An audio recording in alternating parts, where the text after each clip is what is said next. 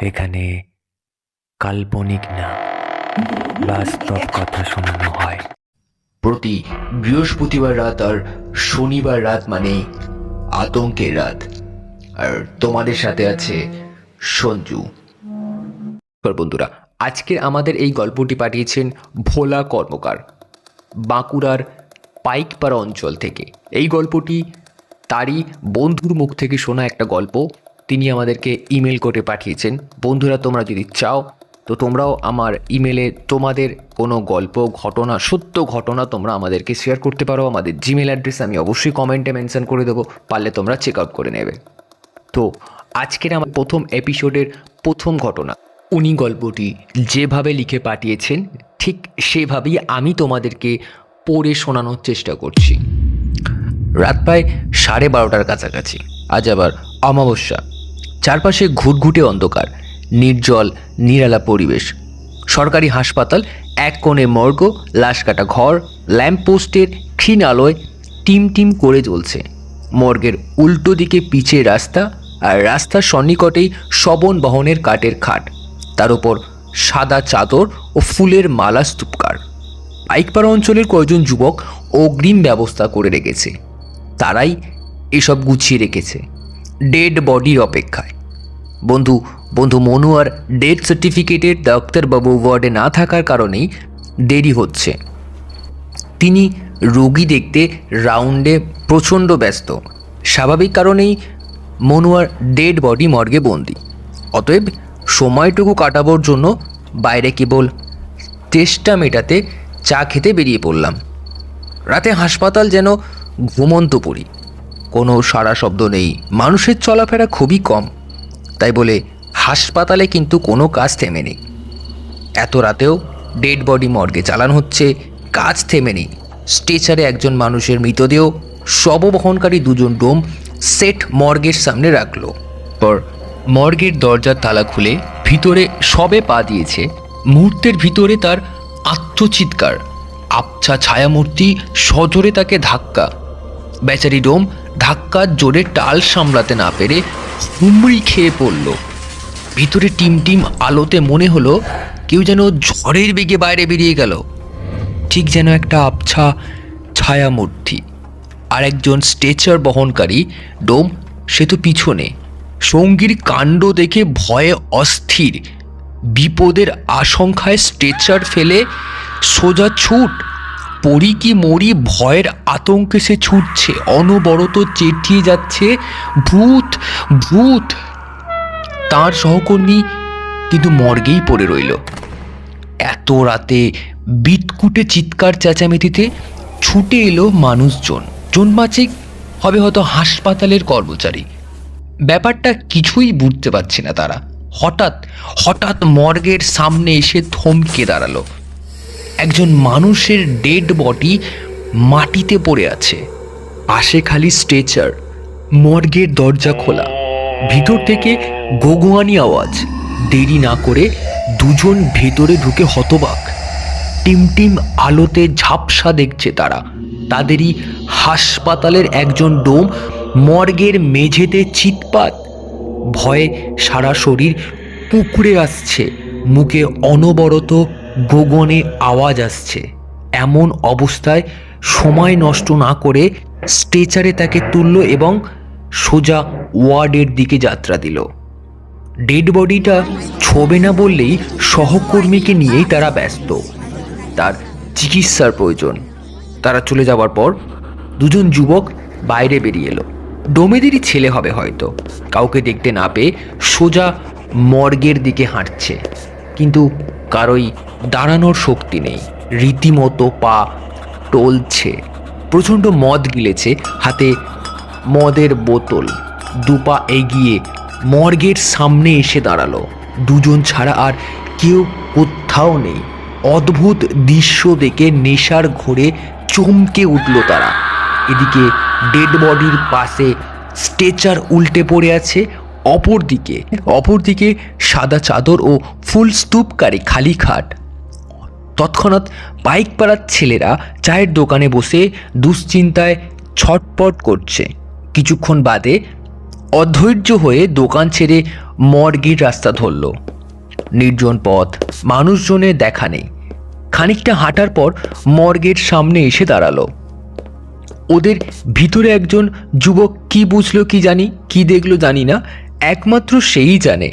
আচমকা বিস্ময় কথাটা ছুড়ে দিল যে, দেখ, মনে হয় খাটের ওপরে ডেড বডি। কথা বলতেই সেদিকে পা বাড়ালো। বাদবাকিটা তার পিছনে। কাছে আসতেই তারা দেখে সত্যি সত্যি তার অনুমানই ঠিক। খাটের উপরে ডেড বডি শোয়ানো রয়েছে, মাথা থেকে পা অবধি সাদা চাদরে ঢাকা, এবং ডেড বডির উপরে ফুল, মালা, ধূপকাঠি পরিপাটি করে রাখা হয়েছে। একেবারে পাকা ব্যবস্থা। কারো মনে কোনো সন্দেহ নেই, কোনো প্রশ্ন নেই, বিনা দ্বিধায় মেনে নেওয়া। কারণ ডোমেদের সাথে তো আগেই কথাবার্তা পাকা হয়ে গেছে, টাকা পয়সার ব্যাপারটাও ঠিক মিটে গেছে। এমনকি কারো থাকারও প্রয়োজন নেই। ঠিক সময় মতো ওরাই মনুয়ার ডেড বডি খাটে তুলে দেবে, এরকমই কথা ছিল। সুতরাং ব্যাপারটা সহজ, সকলেই মেনে নিল। ম্যাটোরো ভ্যান একটু দূরে দাঁড়িয়ে রয়েছে। একজন যুবক বলল যে, নে মনুয়ার ডেড বডিটা এবার গাড়িতে তুলে দে, ততক্ষণ আমি ওয়ার্ড থেকে ঘুরে আসি, হয়তো ডেথ সার্টিফিকেটটা পেয়ে যাব। তো এক নাগারে কথাগুলো সে বলে ওয়ার্ডের দিকে পা বাড়ালো। তার কথা মতো যথাসময় ডেড বডি গাড়িটা তুলে অপেক্ষা করছে। প্রায় মিনিট 15 বাদে হস্ততন্ত হয়ে সে এসে বলল যে, রাত অনেক হলো, দেরি করা চলবে না। কোনো চিন্তার কারণে ডেথ সার্টিফিকেট পাওয়া গেছে, সময় নষ্ট না করে সোজা পাইকপাড়ার দিকে নিয়ে যাওয়া হোক গাড়ি।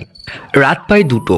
ডেড বডি বাড়িতে এলো তখন পাড়ার অলিতে গলিতে অসংখ্য মানুষের ভিড় ছড়িয়ে ছিটিয়ে জটাল করে আছে।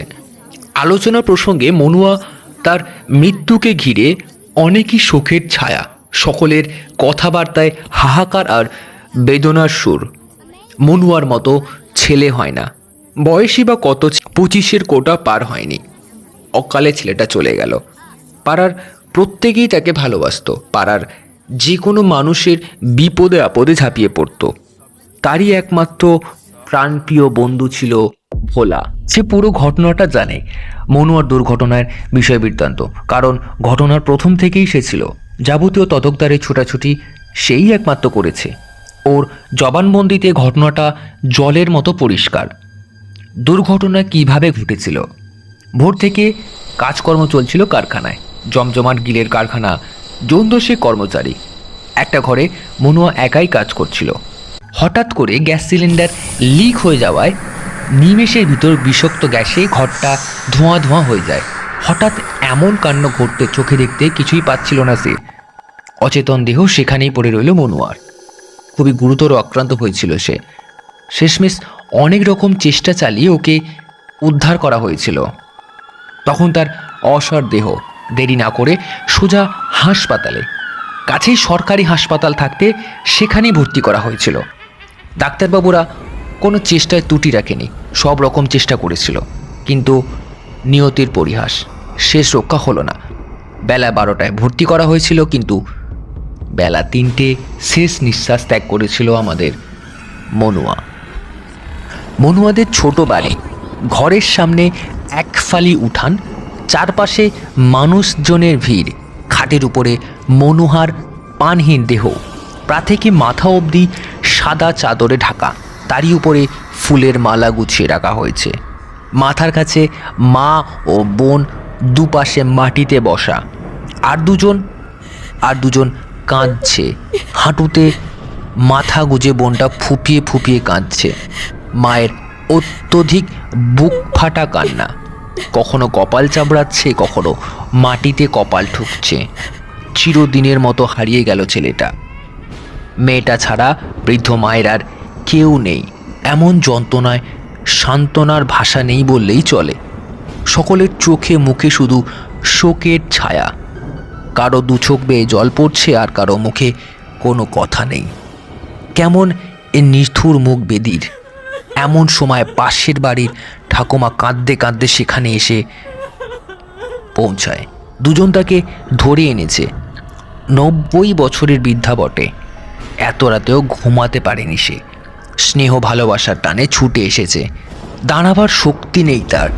ধপাস করে মাটিতে বসে পড়ল। একবারে মনুয়ার ডেড বডি সামনে, চিৎকার করে কাঁদছে। সে কি কান্না!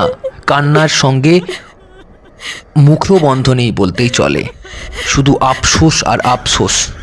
হায় হায় হায়, অকালে ছেলেটাকে ভগবান তুলে নিল, আমাকে চোখে দেখলো না আর। ওরে তোরা, ছেলেটার মুখটা অন্তত একবার দেখা, শেষ দেখাটা দেখেনি। ঠাকুমার যন্ত্রণা বুঝতে পেরে ভোলা এগিয়ে গেল। তারপর আলতো আলতো করে মুখ থেকে চাদরটা সরাতেই আঁতকে উঠল। এ কি, কাকে দেখছি? এ কি অদ্ভুত কাণ্ড! এ কি, এই যে অন্য মুখ! এটা কার ডেড বডি? হুমড়ি খেয়ে পড়ল সকলে। সত্যি সত্যি আশ্চর্য ব্যাপার। এ কি দেখছো?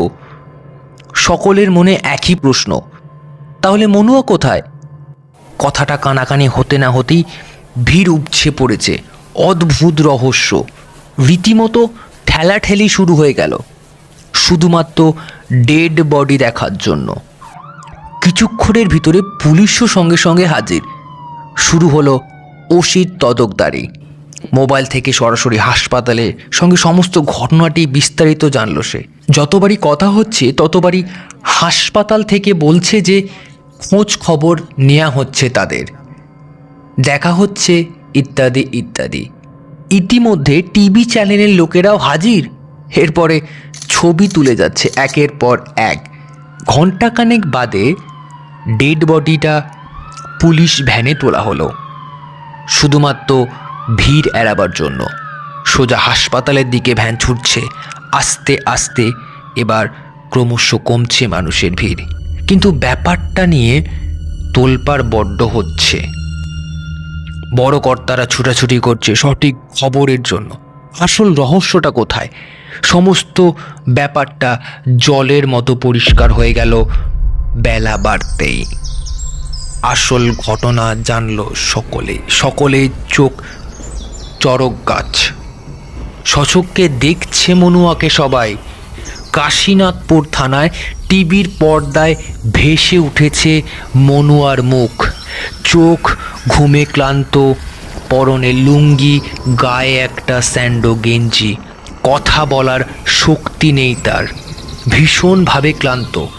সাংবাদিকদের মুখোমুখি একের পর এক প্রশ্নের জবাব দিয়ে চলেছে, কিন্তু সকলের মনে একটাই প্রশ্ন। এ অদ্ভুত ব্যাপার, ডাক্তারি শাস্ত্রে মনুয়া মৃত, অথচ পুনরায় জীবন লাভ। এটা কি করে সম্ভব? তো বন্ধুরা, তোমাদের এই ঘটনাটি ঠিক কেমন লেগেছে তোমরা প্লিজ অবশ্যই কমেন্ট করে জানাতে ভুলবে না। আর যদি তোমাদের সাথে এরকম কোনো রকম ঘটনা ঘটে থাকে তো তোমরা অবশ্যই আমাদেরকে জিমেল করতে পারো। আমি জিমেল অবশ্যই কমেন্টে কিন্তু দিয়ে দিয়েছি, সবাই প্লিজ একটু চেক করে নেবে। আর তোমাদের মতামত জানাতে কিন্তু ভুলবে না।